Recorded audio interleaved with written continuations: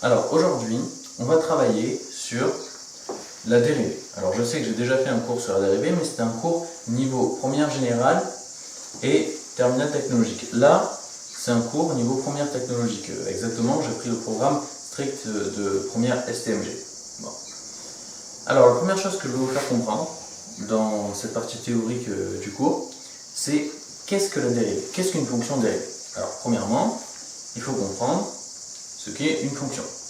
Une fonction, c'est une application qui associe à x, qu'on appelle l'antécédent, une image, qu'on appelle souvent y ou f de x. Bon. Vous savez tous que cette fonction a une représentation graphique, et la plupart du temps, une représentation graphique, c'est une courbe. Et bien, quand on dérive une fonction, on transforme la fonction qui associe à x, f de x, à une fonction qui associe à x, f' de x. Et f' de x nous donne la direction que prend cette courbe pour un x donné. Par exemple, f' de 1 est égal à 3, ça veut dire que pour le point d'abscisse 1, la direction de la courbe sera le même que la direction d'une droite de coefficient directeur 3. Si tu pouvais, j'apprécierais bien que tu me fasses un petit rappel sur le coefficient directeur des droites. Vous vous souvenez, l'équation d'une droite s'écrit y égale ax plus b. On disait que b est l'ordonnée à l'origine et que a est le coefficient directeur. Bon, vous voyez, pour une droite, vu qu'elle est droite, c'est une ligne, elle a un coefficient directeur a qui est constant. Alors qu'une courbe, par définition, puisqu'elle est courbe, elle n'est pas droite, elle fait des ondulations, et donc ce serait comme si le coefficient directeur de la courbe était plus constant mais variable. Et la dérivée nous donne cette variable en un point donné. Je vous ferai remarquer qu'on appelle le nombre dérivé la valeur de la dérivée en un point donné. Il y a différentes manières de calculer le nombre dérivé en un point. Celle que vous apprenez ici, grâce à la fonction dérivée, est sans doute la plus simple. Ouais, mais je suis un peu curieux là, c'est quoi l'autre méthode pour calculer le nombre dérivé? On peut également trouver le nombre dérivé en calculant la variation des y pour une variation infiniment petite sur les x. C'est ce qu'on appelle le calcul infinitésimal. Bon, si vous voyez un peu ce que je veux dire, c'est bien. Sinon, c'est pas grave, c'est pas là-dessus qu'on va travailler aujourd'hui. Bon, c'est bien beau tout ça, mais concrètement, dans nos contrôles, qu'est-ce qu'on va nous demander? Concrètement, dans vos contrôles, on va vous demander d'appliquer des formules et que je vais vous détailler dans 5 minutes pour pouvoir, à partir de la fonction, trouver la fonction dérivée. Et après, avec cette fonction dérivée, on va vous demander de faire un tableau de variation, mais ça, je vous le montrerai dans l'exemple. Allez, maintenant, on passe aux choses sérieuses. Alors, dans le chapitre sur les dérivées, vos professeurs commencent en général par vous parler de nombre dérivé, de coefficient directeur, de tangente, de trucs comme ça. Bon, le truc c'est que tout ça, c'est ce qu'il y a de plus compliqué dans le chapitre sur les dérivés en première, et c'est ce que les élèves ne comprennent pas en général. Alors très franchement, moi je préfère commencer par le plus simple. Donc ce qui vous correspond au début du chapitre, ce sera à la fin de cette vidéo. Parce que je pense que vous comprendrez mieux si je vous explique d'abord ce qu'il y a de simple, avant de vous expliquer ce qui est de compliqué. Bon, alors la première chose à savoir, c'est de connaître les formules de la dérivée. Alors la dérivée, à quoi ça nous sert, je vous l'ai déjà un peu expliqué.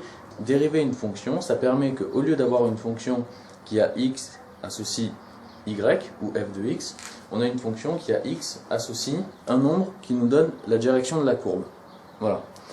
Alors, pour pouvoir dériver une fonction et donc avoir la fonction qui donne la direction de la courbe et non plus de y, il y a des formules bien particulières à connaître. Là, je ne vais pas toutes vous les exposer, je vous conseille de regarder ma vidéo pour première ES si vous voulez vraiment connaître toutes les formules. Là, c'est simplement celles qui sont utilisées pour dériver un polynôme. Puisqu'en première STMG, ce qu'on vous demande, c'est uniquement de savoir dériver un polynôme du second et du troisième degré. Alors pour dériver un polynôme, la première chose qu'il faut savoir, c'est que si on a deux expressions avec des x dedans, ici je notais u de x, b de x, ça peut être par exemple là 2x et là x, par exemple 2x plus x, voilà. Que ça, je vais le noter ici, si on a 2x plus x, vous voyez, on dit que u de x c'est 2x, et v de x c'est x. Que ça on dérive, alors quand on met entre parenthèses prime, ça veut dire qu'on doit le dériver. Voilà. Hein, bon, c'est une notation comme une autre. Bon, c'est exactement la même chose que si on dérivait cette expression et qu'on l'ajoutait à la dérivée de cette expression. Donc c'est comme si on dérivait 2x et qu'on y ajoutait la dérivée de x. Bon, ça c'est la première chose à comprendre. Ça peut vous paraître simple, mais je vous assure que c'est important. Ensuite, il faut savoir que la dérivée de x tout court, c'est 1. C'est normal, puisque si jamais on a x tout court, on va avoir une droite comme ça. La droite y égale x. Donc le coefficient directeur de la droite, ce sera toujours 1. Ça ne bougera jamais. Ensuite, ce qu'il vous faut savoir également, c'est que la dérivée de x au carré, c'est 2x. Voilà. Et la dérivée de x au cube, c'est 3x au carré. Bon, ça c'est des formules à connaître. Vous les comprendrez mieux un peu plus tard. Pour l'instant, il faut que vous admettiez ces formules. Et plus tard, si vous regardez certaines de mes vidéos que j'ai faites un peu plus complexes, vous comprendrez pourquoi ces formules sont là et comment ça marche vraiment. Puisque ça, c'est une histoire de tangente. J'y viendrai à la fin de la vidéo. Ensuite, la dernière formule à connaître, c'est quand on dérive un nombre quelconque, ça peut être 3, 4, 5, ce que vous voulez, multiplié par une inconnue puissance, ce que vous voulez, c'est comme si on avait le nombre quelconque, mais multiplié par l'inconnu qu'on dérive. Grosso modo, si jamais on a, j'en sais rien, 3 fois x au cube à dériver, c'est la même chose que si on avait 3 fois la dérivée d'x au cube. Alors, la dernière formule de dérivée que vous devez connaître, c'est sans doute la plus simple, puisque quand on a une constante qu'on doit dériver, c'est toujours égal à 0. C'est logique, puisque si on regarde sur le graphique, si on a par exemple y égale 3, vous voyez, 3 c'est une constante. Là on a la valeur 3, et pour tout x, y sera toujours égal à 3. La représentation graphique sera donc une droite horizontale. Et on sait que le coefficient directeur d'une droite horizontale, c'est toujours 0. Bon alors maintenant, un exemple concret. Comment dériver un polynôme du second degré? Alors la première chose à voir, c'est que un polynôme du second degré, ça se présente sous la forme d'une somme de différentes expressions. Voilà. Et la dérivée d'une somme de différentes expressions, c'est la même chose que si on dérive les expressions une par une et qu'on en fait la somme. Donc qu'est-ce qu'on fait là? On dérive les expressions une par une. Regardez, donc pour calculer P' de x, x au carré, il n'y a pas de souci, on a la formule juste en haut, x au carré prime, ça fait 2x.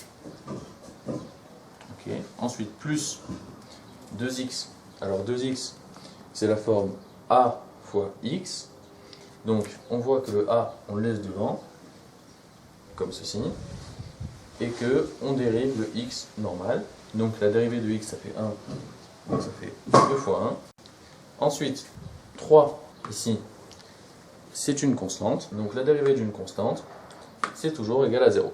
Voilà. On a donc P' de x est égal à 2x plus 2. Voilà. Alors maintenant, on va parler de ce qu'est un tableau de variation et comment faire un tableau de variation. Un tableau de variation nous permet de voir les variations de la fonction, vous savez, sur le graphique, quand ça monte, quand ça descend, grâce au signe de la dérivée. Alors, regardez bien. Quand la dérivée de la fonction est supérieure à 0, ça veut dire que la fonction est croissante.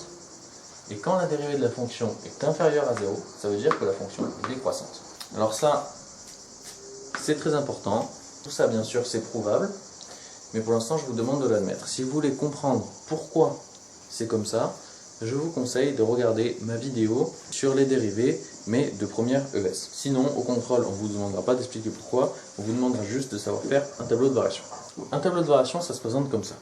En haut, on fait une première ligne avec les valeurs de x. Donc par exemple, x égale 0, x égale 2, x égale 5, x égale 10. Ici, on met les valeurs de 0 à 10, puisqu'on va étudier les variations de la fonction de 0 à 10. Ensuite, on met la dérivée avec son signe, et les moments où il s'annule à 0.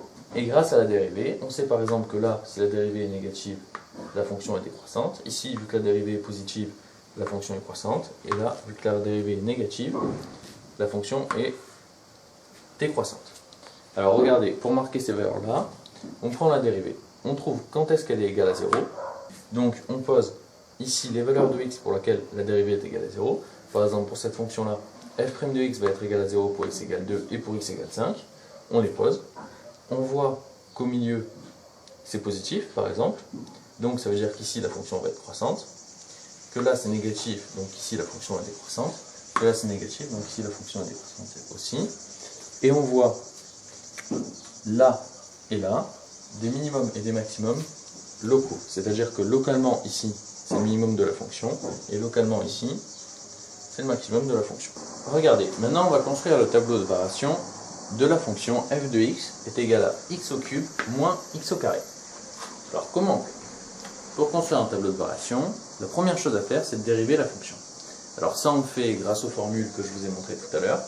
Tout à l'heure, dans les formules, on a vu que x au cube, quand on le dérivait, ça devenait 3x au carré, pas de problème. Et ensuite, que x au carré, quand on le dérivait, ça devenait 2x. On a un moins, on garde le moins ici. La première chose à faire, pour pouvoir construire le tableau de variation, c'est de déterminer quand est-ce que f' de x va être égal à 0. Alors pour déterminer quand est-ce que f' de x va être égal à 0, on pose l'équation f' de x est égal à 0. Donc j'ai marqué 3x au carré moins 2x, c'est bien ce qu'il y a là, est égal à 0. Bon, là a priori, avec cette forme-là, je ne sais pas si on va réussir à faire grand chose de sensationnel, quoi. On ne va pas réussir à isoler facilement. Donc pour pouvoir l'isoler plus facilement, il faut factoriser. C'est-à-dire qu'on divise par x ici, on divise par x ici, et donc on met x en facteur au début avec des parenthèses. C'est ce que j'ai fait là. Regardez, x multiplié par 3x, ça fait bien 3x au carré, et x multiplié par moins 2, ça fait bien moins 2x. Il n'y a pas de souci, les deux sont bien égales. On a juste divisé par x là, et on l'a mis en facteur au début. Ça c'est bon. Donc toujours est égal à 0. Et là on voit quoi? On voit que si x est égal à 0, tout va être égal à 0, puisque ce que vous voulez multiplier par 0, ça fait toujours 0. Et ensuite, que si 3x moins 2 est égal à 0, bah, tout va être égal à 0 également, puisque x multiplié par 0, ça fait 0. Voilà. Alors donc, on marque que les solutions sont soit x égale 0, soit 3x moins 2 est égal à 0, c'est ce que je viens de vous expliquer. Alors 3x moins 2 est égal à 0, le 2 on le fait passer de l'autre côté, ça fait 3x égale 2. Et donc ensuite, on divise par 3 des deux côtés. Donc là, le 3 il s'en va. Et là, il nous reste x est égal à moins 2 tiers. Alors, maintenant que ça c'est bon, on va s'occuper du tableau de variation. Regardez, je n'ai pas remplacé les valeurs, mais par contre, je vous ai déjà dessiné le tableau de variation. Alors pour les x, on voit qu'on demande d'étudier les variations de la fonction seulement sur l'intervalle moins 5, 5. Alors, on marque d'abord les valeurs pour laquelle la dérivée s'annule. On voit qu'elle s'annule pour x égale 0, donc on marque 0, et également pour x égale 2 tiers, donc on marque 2 tiers. Hop, on fait un trait comme ceci, pour bien compartimenter, on marque le 0. Alors, maintenant, pour savoir les signes qu'il y a là, on essaie dans la dérivée de la fonction. Alors regardez, qu'est-ce qui va se passer pour x est égal à une valeur qui est entre moins 5 et 0. Quelle valeur on pourrait prendre entre moins 5 et 0? Bon, par exemple, moins 1. Moins 1, c'est facile. Alors, on va remplacer moins 1 dans la fonction. 3 fois moins 1 au carré. Moins 1 au carré, ça fait 1, donc ça fait 3 fois 1. Moins 2 fois moins 1. Moins 2 fois moins 1, ça fait 2. Donc, on a 3 plus 2. Ça fait 5. Donc, a priori, ici, c'est positif. Maintenant, on va remplacer par une valeur qui a entre 0 et 2 tiers. On va essayer de prendre 1 demi. 1 demi, c'est une valeur facile. Voilà. 1 demi au carré. 1 demi au carré, ça fait 1 quart. Donc ici, c'est comme ça, on met 3 fois 1 quart. 1 fois 1 quart. Ensuite, on va avoir 3 fois 1 quart moins 2 fois 1 demi, puisqu'on dit qu'on remplace x par 1 demi. Hein. Donc 2 fois 1 demi, ça, le 2 ici, ça simplifie, donc ça fait 1. Donc on va avoir 3 fois 1 quart, ça fait 3 quarts. On va avoir 3 quarts moins 1, c'est négatif. Pour savoir entre 2 tiers et 5, on va remplacer par exemple par 1. Alors regardez, 3 fois 1 au carré, ça fait 3, moins 2 fois 1, ça fait 2. Donc 2 moins 3, ça fait 1. Donc 1 c'est positif. Voilà. Donc là, grâce à ce que je vous ai expliqué tout à l'heure, on a les variations de la fonction. Quand la dérivée est positive, ça veut dire que la fonction est croissante. Quand la dérivée est négative, ça veut dire que la fonction est décroissante. Et de nouveau la dérivée est positive, donc ici la fonction est croissante. Alors maintenant, ce qu'on peut faire, ce qu'on peut vous demander également, c'est de trouver les valeurs des maximums et des minimums locaux. Donc pour trouver les valeurs des maximums et des minimums locaux, on remplace la valeur qui est ici, mais cette fois dans la fonction. Alors regardez, ici c'est pas bien compliqué, on a x au cube moins x au carré. On remplace par 0. Donc 0 au cube moins 0 au carré, ça fait 0. Et ensuite, on remplace par 2 tiers. Alors cette fois je vais le marquer. F de 2 tiers. Ça nous fait combien? Ça nous fait 2 tiers au cube moins 2 tiers au carré. Alors 2 puissance 3. 2 puissance 3, ça fait combien? 2 fois 2, 4. 4 fois 2, 8. Donc ça nous fait 8. Sur 3 puissance 3. 3 fois 3, 9. 3 fois 9, 27.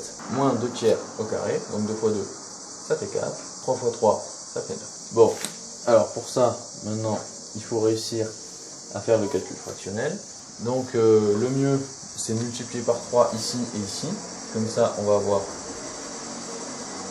8 sur 27 moins... Alors 3 fois 9, ça fait 27, hein, c'est pour ça. Et 3 fois 4, ça fait combien? Ça fait 12. Donc là, on voit que 8 moins 12, ça fait combien? Ça fait moins 4. On voit que ça fait moins 4 sur 27. Donc la valeur ici du minimum, ça va être moins 4 sur 27. Voilà. Alors bon, après vous n'allez pas avoir à tracer cette fonction. Une fois que vous avez fait ça, c'est nickel. C'est tout ce qu'on va vous demander à ce niveau-là. Par contre, moi je vais vous le montrer pour vous faire comprendre à quoi ça ressemble. Sur le graphique, regardez.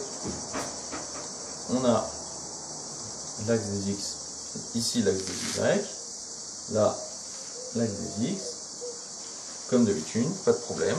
Là on va dire qu'on a notre borne moins 5, là on a notre borne 5, ok. Là on a la valeur 0, là bon je triche un peu, normalement elle serait un peu plus près du 0, mais c'est pour que vous voyez bien. Là on a la valeur 2 tiers, là on va dire qu'on a la valeur moins 4 sur 27. Bon. Alors donc on sait que pour x égale 2 tiers, f de x égale moins 4 sur 27. Donc on va marquer le point direct. Alors là, elle est croissante, la fonction. On va dire, elle va monter jusque là. Ici, elle va descendre. Et là, elle va remonter. Voilà comment ça va se passer. La fonction, elle aura une tête comme ça. Bon, mais ça, on ne vous demandera pas de le faire. Mais si vous comprenez pourquoi c'est comme ça, c'est bien. Regardez les variations d'ici. Cette variation-là, ça monte jusqu'à 0, on retrouve là. Ensuite, ça descend jusqu'à 3,5, on le retrouve là. Pour la valeur de moins 4 27e, qu'on retrouve ici. Et ensuite, ça monte jusqu'à 5 et sans doute après aussi. Voilà. Maintenant, on va parler de coefficient directeur et de tangente. C'est peut-être la partie la plus compliquée. Regardez ce qui est écrit en gros. f' de x0 est le coefficient directeur de la tangente au point x0. Alors je note x0, c'est comme x, hein, c'est la même chose, c'est juste que je note x0 pour le différencier de ce x là. Voilà, alors déjà, pour commencer, qu'est-ce qu'une tangente? Tangente, quand on a une courbe, par exemple, comme ça, la tangente à une courbe, c'est une droite qui coupe cette courbe en un et unique point. Par exemple, on peut tracer la tangente sur cette courbe. Regardez, bon, je ne fais pas la règle, je suis désolé. Hop. Mais bon, imaginez que c'est droit, hein. Bien sûr que c'est une droite, hein, donc imaginez que c'est droit. Elle coupe la courbe en un seul et unique point, celui où il y a la croix. On peut imaginer une tangente à la courbe, ici. Elle coupe la courbe en un seul et unique point, c'est celui où il y a la croix. Bon, alors une tangente, on dit qu'elle est tangente à la courbe en x0. Ça veut dire quoi? Ça veut dire que là, l'abscisse, c'est x0, et qu'elle est tangente à la courbe en un point d'abscisse x0. Voilà. Par exemple, là, ça pourrait être un point d'abscisse 5. On dirait qu'elle est tangente à la courbe au point d'abscisse 5. Voilà ce qu'est une tangente. Alors, la première chose qu'il faut voir, c'est que cette tangente étant une droite, on peut calculer dans un repère son équation, puisque vous savez tous que les droites ont des équations de forme y est égal à ax plus b, où a, c'est le coefficient directeur de la droite, et b, c'est l'ordonnée à l'origine.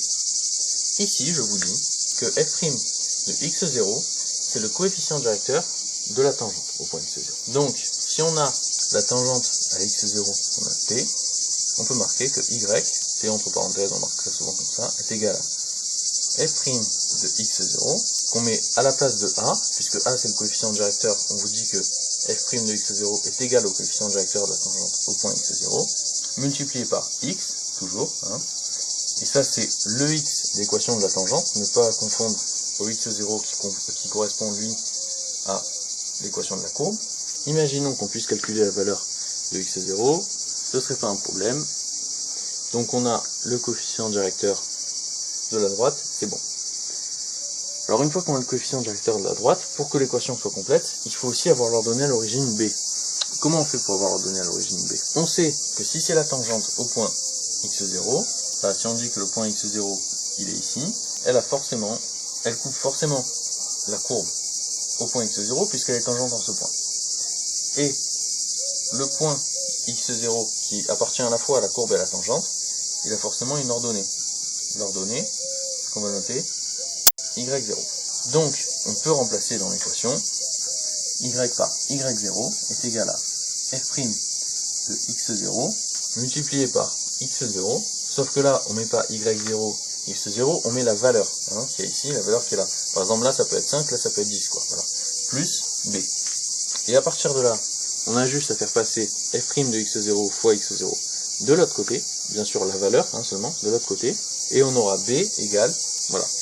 Donc on le fera par l'équation. Une fois qu'on a ça, on a réussi à trouver le coefficient directeur de la tangente. La dernière chose qu'il faut savoir, c'est qu'on appelle aussi f' de x0 le nombre dérivé au point x0.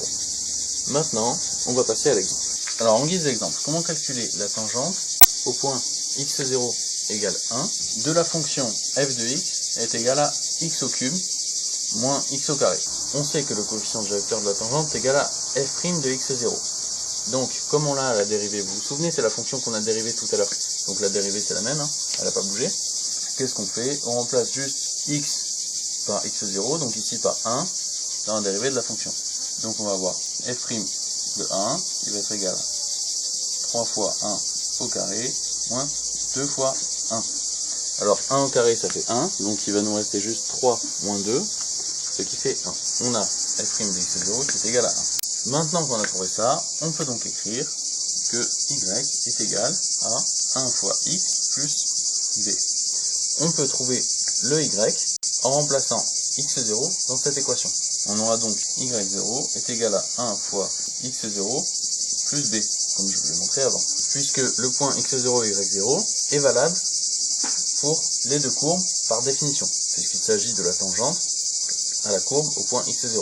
Alors, pour calculer ça, il suffit de remplacer la valeur d'x0 dans cette équation pour avoir la valeur d'y0. Donc, on va écrire y0 est égal à f de 1, et donc f de 1, ça fait 1 au cube, ça fait combien? Ça fait 1, moins 1 au carré, ça fait combien? Ça fait 1, ça nous fait donc 0. On peut donc remplacer ici y0 par sa valeur, donc 0, x0 par sa valeur, donc 1 fois 1, bien sûr, ça fait 1, plus b.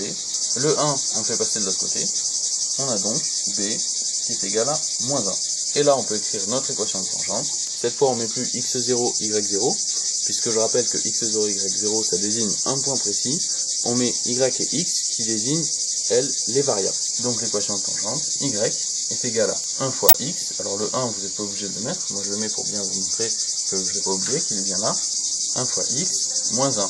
Où moins 1 est la valeur de b, et 1 est la valeur de f' de x0. Voilà, si vous avez compris ça, c'est très bien. Je sais que c'est un peu compliqué peut-être pour certains, mais bon, essayez de comprendre, regardez peut-être plusieurs fois ce passage, et puis ça ira.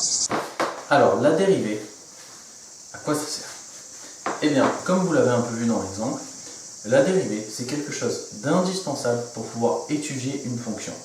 Par exemple, trouver des maximums et des minimums à une fonction. Pour ça, on utilise la dérivée. Et l'étude de fonctions, c'est un point clé des mathématiques.